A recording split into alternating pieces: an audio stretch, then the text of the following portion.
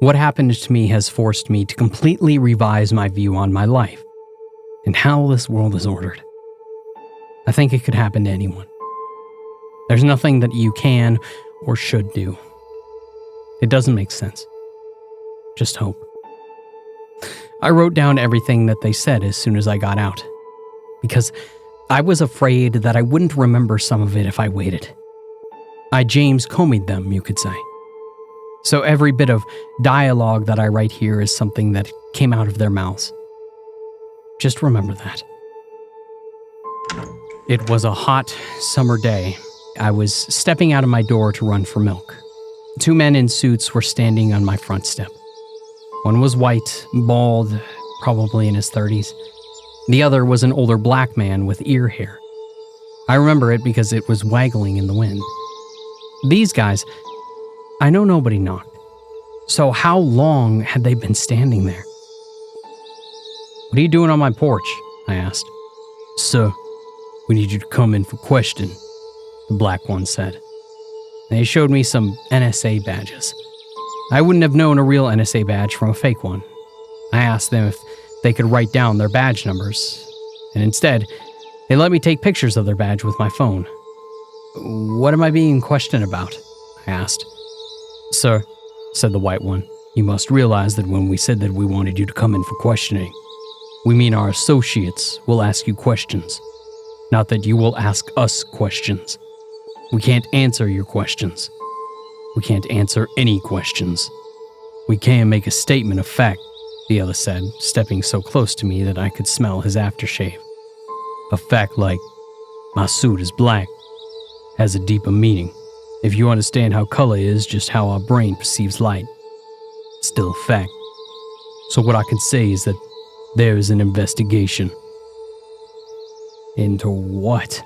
I asked, going over everything that I've done over the past few days, weeks, hell, even months in my mind. Anything that could make me look like a terrorist. I have a vaguely ethnic look. It's Native American mixed with Italian, but I've been mistaken for Middle Eastern. Stupid thoughts like that. "Sir, I just explained to you how questioning works," the white one said. "This will go a lot faster if you accept the fact that there's an investigation," the black one said. I do, but don't I have a right to know what it is?" "Please, please, please, stop using interrogative phrasing," said the black one, cringing like there was horrible feedback coming from his head. "This is an investigation. Your questioning is required for at least a part of this investigation. If you would like to get into the car, please." I saw that the 2 men were holding hands now. Both their knuckles were pale from squeezing. Their jaw muscles were quivering from clenching their jaws. I'm not an especially brave guy. On an alpha, I'm not assertive. Even if I didn't completely trust them, I didn't know what they would do to me if I provoked them. So I got in the backseat of their car, and they did the same. They drove downtown to an unremarkable office building. There were plenty of cars out front. They brought me in through the front door. Desk security buzzed us through after confiscating my cell phone. And there were other agents, presumably NSA, walking around purposefully. And to be honest, it all set me at ease. It felt official, you know? I didn't realize that we had NSA presence in this city. They deposited me in an interrogation room without word. Last time that I would ever see these 2. The interrogation room was small, all white, with an aluminum table and an aluminum chair on either side. Fluorescent lighting made the white all that much more offensive. The only splash of color was a small fern-like plant in a vase in the corner. I was in this awful room for at least an hour before someone finally came in. I was getting pretty angry by this point. I mean, if I was so important for their investigation, why not have someone ready to ask me questions? This man with a comb-over and a short jaw beard introduced himself as HOTR. He handed me a vest as he walked in, and then he took a seat. "Go ahead," he said. What's it for?" I asked, putting it on. "You've now been investigated," he said with a chuckle. I guess that passed for NSA humor. And I started to take it off, but he said, "No, please don't." And so I left it on. I was still pretty nervous, and I just didn't want to sweat all over his vest. I had just recently quit my job as a database admin for a pay TV company, and one of our customers was Lockheed Martin. Maybe I was being accused of some sort of data theft. That occurred to me then. I have a small roster of questions I'm just going to ask you. Based on these answers, a follow-up roster may need to be assembled ad hoc. The attitude of those answers is as important as the content. Do you drink juice? He produced a child's juice box from his pocket. He wasn't offering it to me, though. He wrapped the straw from the wrapper, popped it in, and started sipping at the orange concentrate. You just recently quit your job? I did. Why? I just didn't want to work there anymore. That doesn't sound right. What do you mean? You messaged your friend Rich Flores on Facebook that you were finally giving my dream to be a writer a chance. If you didn't have that dream, wouldn't you still be working there? I didn't do anything wrong. I just didn't see how this was any of their business or why they would care. And I was starting to sweat and feel cornered over something so stupid. I remembered we did have Lockheed Martin as one of our customers. Thinking to it, we had a lot to do with Lockheed Martin, and maybe this really did have something to do with them. I guess that's true. I just didn't want to work there because I want to be a writer. I really didn't have any access to any sensitive information there. I was just the database admin.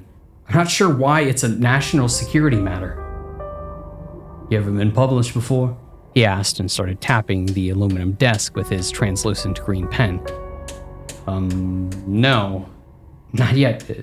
Fingers crossed. But he kept tapping, and it was making me nervous. He kept staring right at my eyes. And I knew it, even though I was looking at his stupid pen. Is it a sound decision to quit a decent paying job to dedicate yourself to a craft that you have no previous success in? Listen, it's a dream. It doesn't have to be a sound decision. I'm just giving it a shot. This is America, you know. And he kept tapping that pen and staring at me without saying anything. He didn't have anything to write on. He had that pen just to tap. What can you tell me about the relationship to Mary Beth Daniels? He asked while he was speaking. A fly came out of his mouth and landed on his now empty juice box. And I stared in horror. He didn't even seem to notice. Mary Beth? I used to date her a year ago. Now I was wondering what she could have done to piss off the NSA. We went our separate ways, but she was a sweet girl enough. She had nothing to do with my job. That's correct.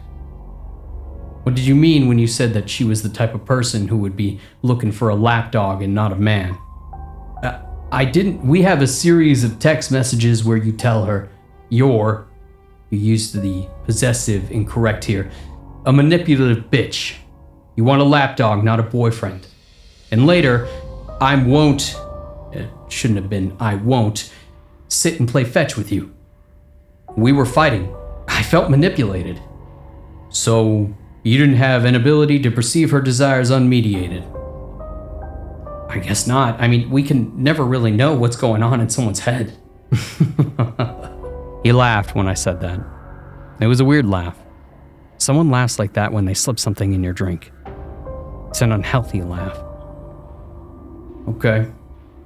You inferred that she desired a lapdog. You didn't yourself feel her desire inside of you? Yeah. You know she's dead now. Oh my gosh. My heart sank. I thought of the best of her and how she was a kind person. Really, and I couldn't have been nice to her. She's not really dead. He got up and he left the room right after that. And I burst out laughing. Not because it was funny, but out of exasperation. Tashin had left his juice box behind, and I started playing with it unconsciously. I didn't know where the fly went, but a woman came into the room, grabbed the box, and left. She was pretty. And they left me in there for another hour or so. I'm not sure it was. Now, I was really getting upset. I said to the camera in the corner, "Pretty sure it's within my right to leave here. You can't hold me against my will." And I tried the door handle. It wouldn't budge. And it was really warm. Like someone was just holding it on the other side. I kept wriggling it, determined to get some result when I felt the warm breath on the back of my neck. I felt the adrenaline surge of panic and spun around to see this man standing behind me. There was no way that he could have been in the room the whole time. Nowhere could he have come from. "Where did you come from?" "Please, ask no questions. I'm responsibly," he said, showing me his ID. He was a stocky, Italian-looking man, slick black hair and a conspicuous mole on his left cheek. His name was actually Wesley Perplex. Didn't sound like a real name either way. "Please, have a seat." He placed a hand on my shoulder and guided me to the chair. And then he sat across from me, just like Tashin had done. "Wait, someone else is already investigating me." "I have been investigating with the shower to continue questioning. I apologize in advance," he explained. "I have trouble with particular pulses. I will sometimes substitute an H or F instead. Please be patient with me." Yeah, of course. I have a natural inclination to be congenial and helpful. Something about this guy made me nervous. The way that he overstated the word please or fleas. The way that his facial expression never changed. And the way he looked through me. "Thank you. We have taken a look at your ass. We have many questions about what we found in your ass." My mind went through all that had happened. Did he gas me or examine me? Was the gas in the juice box? Maybe that's how it appeared in the room. "I personally fingered through your ass. I was careful to leave all intact. Facebook ass, email ass, all your ass." Apps. This whole thing was a setup. He got me. I think that he was doing this on purpose. He may really have trouble with plosives or whatever, but he had to know that he was saying ass. I would have found it funny under other circumstances, but he wasn't trying to make me laugh or put me at ease. Just the opposite. I could see it in the way that he looked at me from under his brow. "Can you explain this picture?" he asked, showing me a photograph of me playing video games with some buddies. I actually remember that night in question. We drank some beers, played a Resident Evil game, I think. It was completely innocuous, and I was starting to get frustrated with this whole investigation, because it seemed to be a huge waste of everyone's time. My taxes pay for these assholes. It's just me playing some video games with friends. I'm sorry, but what does this have to do with national security? Why is this any of your business? "As the investigation process is essential, I may say freely, however, and this investigation may go anywhere, and we must follow all avenues of investigation. One never knows where it will take one." Right. "This is one never knows what we'll find in their ass," he said under his breath.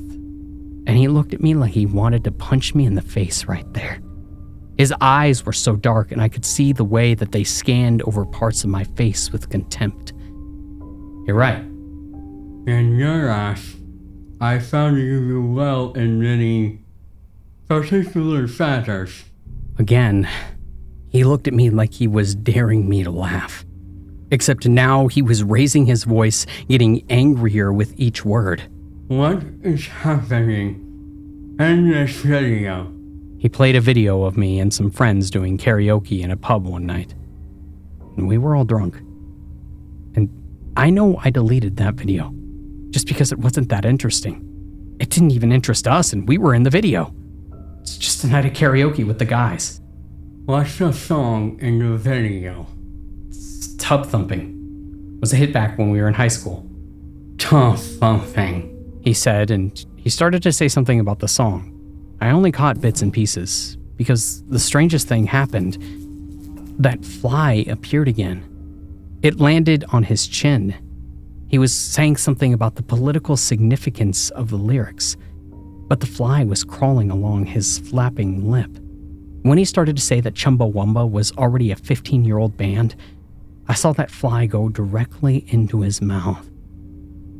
And he didn't even seem to notice at all. There were drops of spittle in front of him from his rant about the song. Well? I'm sorry, I was just distracted. I need you to apply yourself to this investigation. What about the song after? The video ends with tub thumping. I get knocked down, but I get up again, etc., etc. No, there's more. I'm sure that that's where the video ends. I mean, I made it. There is more. The song was my assy song. Do you remember? My happy song. I started hearing a drippling sound come from somewhere. I couldn't tell where because the acoustics in the room. It made it sound like something was dribbling in my head. I wasn't hearing it before. The sound, with what he was saying, was making me uncomfortable. I remembered that song all right. I'd written it for myself when I was a kid.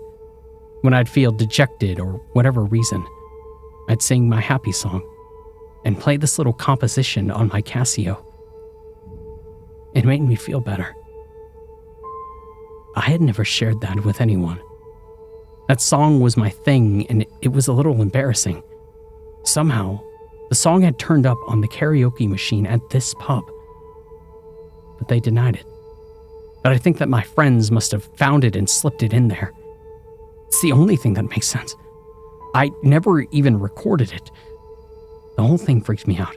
I was already drunk, and it just made the world feel off-kilter and nightmarish. Just that something was wrong. The guys were trying their best to sing along to the song that they didn't know. And I knew that they were confused, too. They felt it. Nobody was clapping along anymore, like they did with the other songs. They just stood there and watched. My buddy Jeff suggested that we get out of there. And they watched us leave. The place was reasonably full, but once we all left, they turned the lights out and hung up the closed sign. We never went back in there. I remember. That wasn't on the video. What do you mean in my assy song when you sang, "They watch me in the trees"? I don't know. I was a kid. Squirrels or birds, I guess. I don't understand. What does any of this have to do with national security? What is going on? And Wesley glared at me like I had just punched him in the face. I could see his dark cheeks reddening, especially around his mole. He gripped the sides of the table and started screaming, eyes shut tight, just furiously screaming, "Shut up! Shut up! Shut up!" And I couldn't move. I had no idea what he was going to do next. All I could do was just sit still. And I looked towards the door, hoping someone would come in and help. And after a few minutes, maybe it was only seconds, but it felt like minutes, he composed himself, stood up, and left the room. Just like that. I realized once that he'd left that I had been holding my breath the whole time.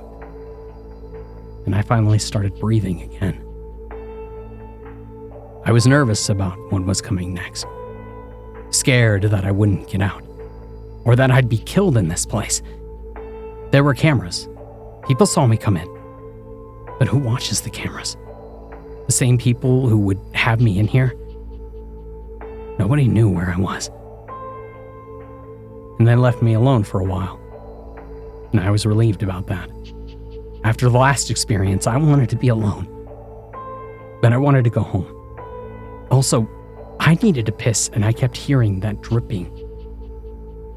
The pretty woman from earlier came in the room then, grabbed the juice box off the table and left, slamming the door as she did.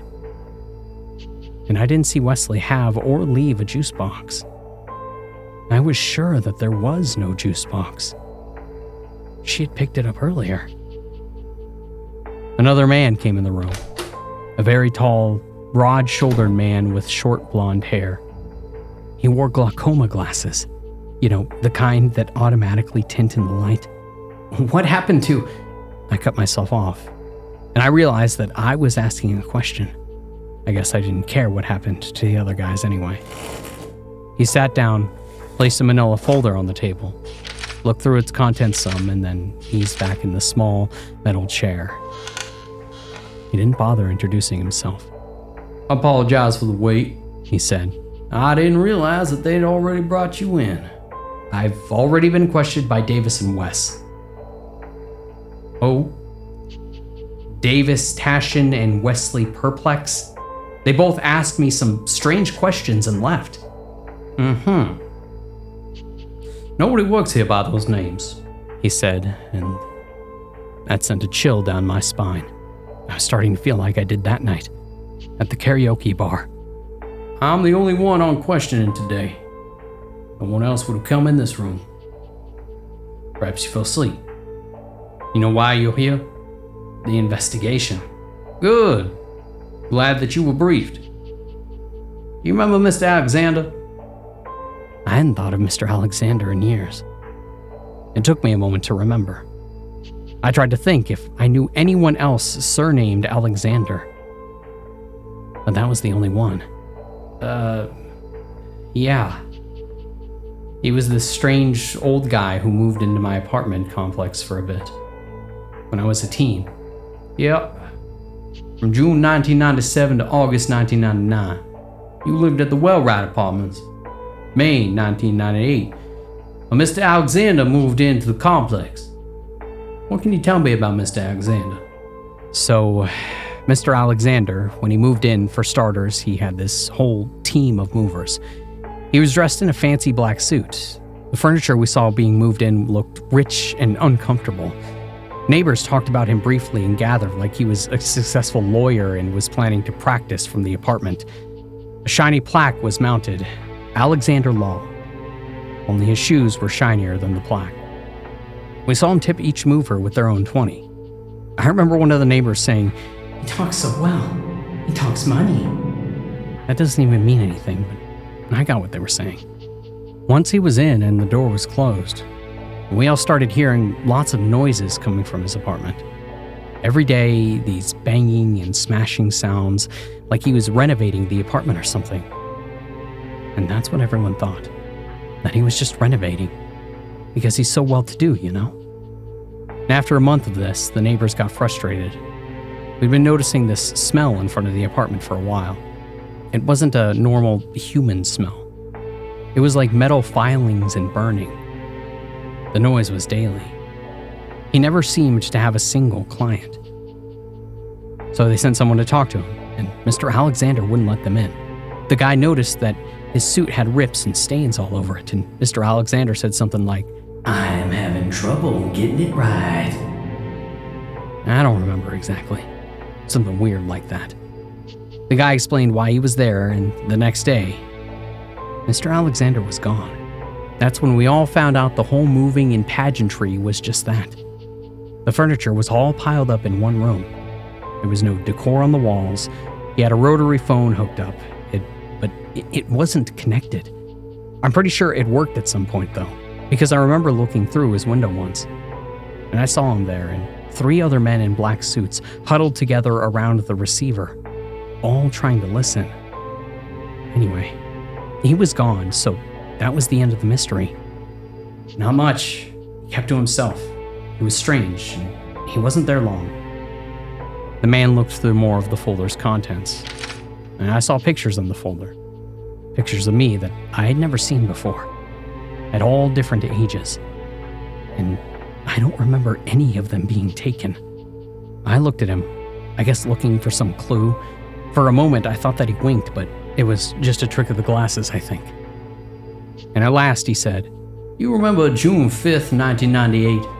Thinking that Mr. Alexander's a serial killer and maybe not human? Thinking? No, I mean, maybe I thought that. I can't remember what I was thinking on a certain day. We can.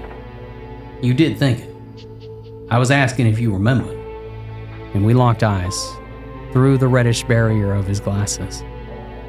And I tried to think of who I had talked to about Mr. Alexander. I saw myself reflected in those glasses. And behind the tiny, distorted mess was the thinly veiled malice. He was drooling slightly. People remember all sorts of things. You remember there being a plant in this room? Of course I did. And when he said that, I looked in the corner and the plant was gone. There was no plant in the room. Do we see the plant? We're all in this room. I'm not in this room. And I was starting to freak out. I felt like I was losing touch with reality. Maybe they drugged me. I wish that they would just let me go and piss. Do you remember how you felt when your mother died in that car accident? He was there, you know. My mother is still alive. What are you talking about? I can only speak in statements of fact and can't answer questions, he said, putting everything back into the manila envelope. Factually speaking, I can say what I inquired about hasn't happened yet. It's a good thing that you don't remember it. And he stood up to leave, and I saw the plant in the corner of the room. And he left without a word. But the door stayed open. And I sat there for a while, waiting for someone else to come in and ask me more insane questions. But nobody came. I got up, stepped into the corridor, and nobody was there. I saw a cigarette butt still smoking on the floor. Hello? I called. I found my way out to where security had checked me in. Nobody was there. Even security had vacated. My phone was sitting there on the security desk, and I looked around before grabbing it, concerned that maybe this might be some sort of trap. But I wasn't ambushed or harassed in any way. Nobody was there. And I went out on foot, walked to the nearest bus stop, and took the public transport home. Someone told me, "Nice vest." I forgot that I was still wearing it. I spent the bus ride wondering, who were those people? What did they want? Why did they know so much about me? And when I got home, a 2-liter jug of milk was on my front step. Still cold. I've been back to that building. They tell me that the space has been for lease for months now. I inquired with various agencies to no avail, and the pictures of the badges erased. I have no doubt that they've already read this before I'm posting it. I didn't feel comfortable showering for the longest time. Still can't enjoy porn. And I've been thinking a lot more about what I'm thinking, trying to remember what I was thinking. And I actually did some remembering. I remember thinking on that day, after I looked in Mr. Alexander's window, why did he have a picture of me and my dad framed on his table? It was the only thing in there, besides the phone.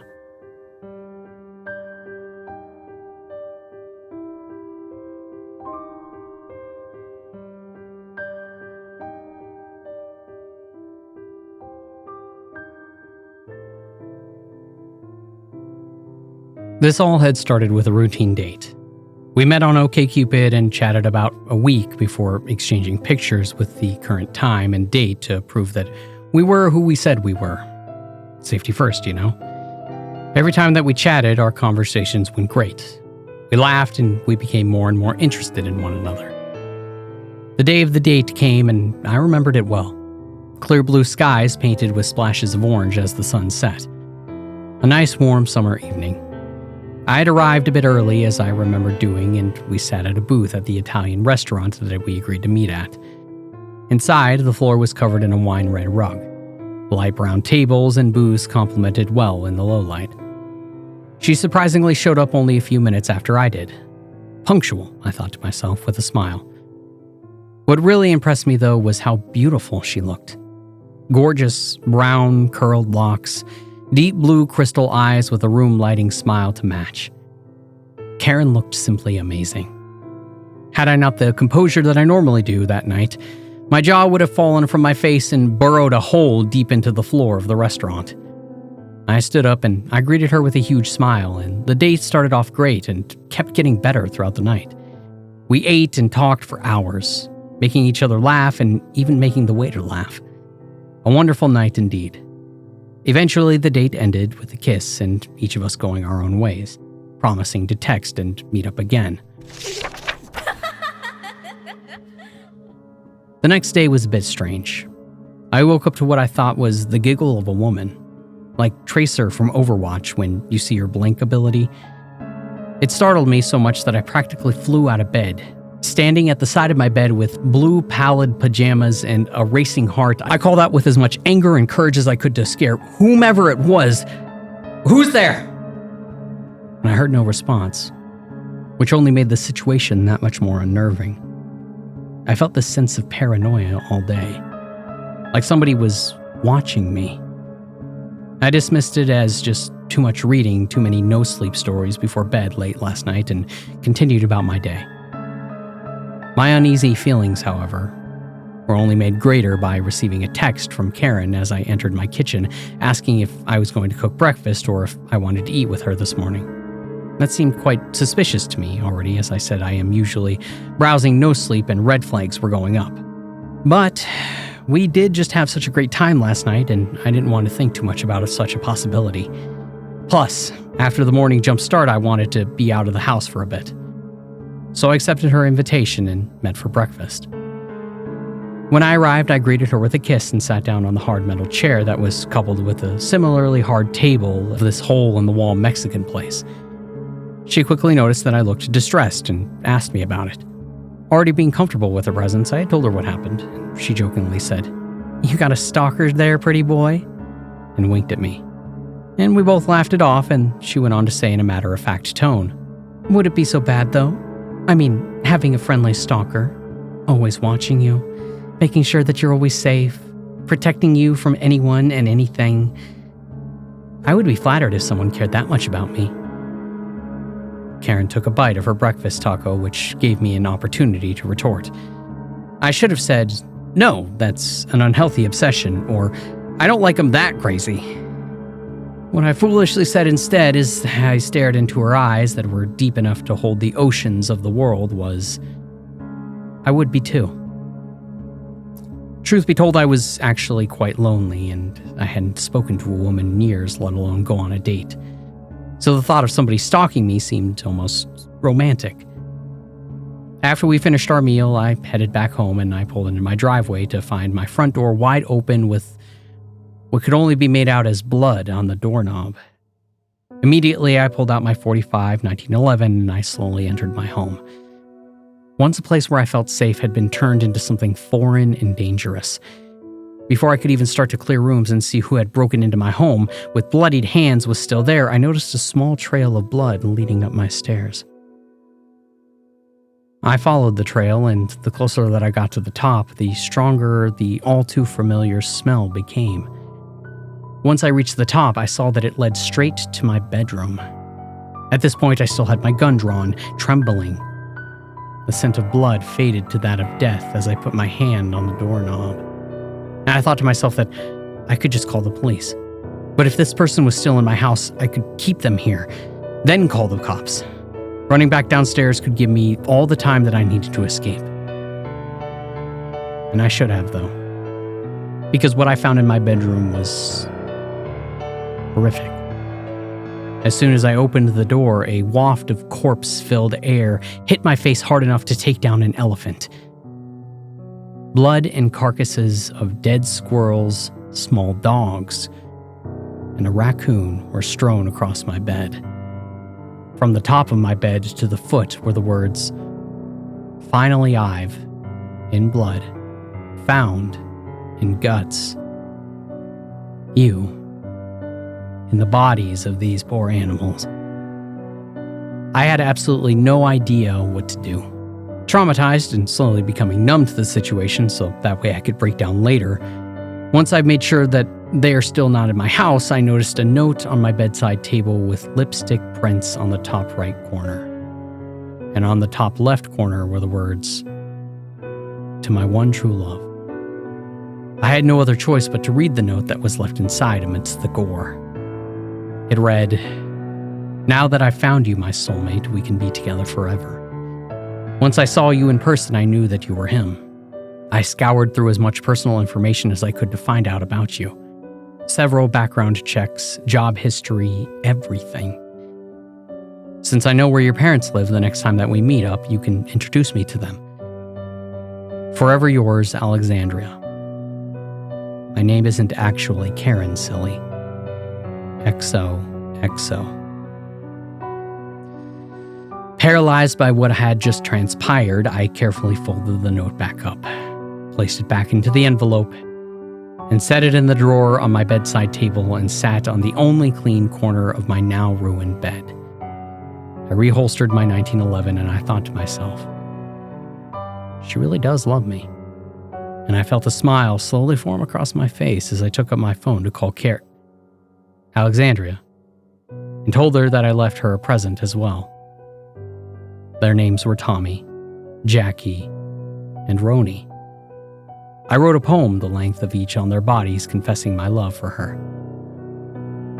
I'm just glad that she feels the same way.